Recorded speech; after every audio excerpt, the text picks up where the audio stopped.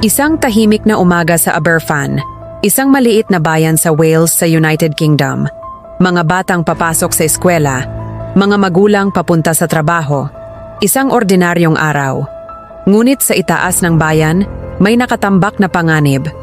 Isang bundok ng coal waste, mga tira mula sa minahan na taon-taong dinadagdag. Noong October 21, 1966, matapos ang ilang araw ng malakas na ulan, hindi na kinaya ng lupa. Bumigay ang bundok. Sa loob lang ng ilang minuto, rumagasa ang itim na putik at bato diretso sa paaralan at mga kabahayan. 144 na buhay ang nawala, 116 sa mga ito ay mga bata. Nalaman sa investigasyon na paulit-ulit na nagbabala ang mga residente, ngunit hindi sila pinakinggan. Ang trahedyang ito ang nagpabago sa batas ng kaligtasan sa pagmimina. Ngayon, ang Aberfan ay simbolo ng lakas, pagkakaisa, at isang paalala na ang bawat buhay ay mahalaga.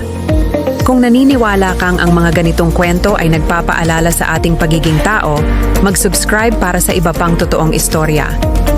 Salamat sa panonood at magkita tayo muli.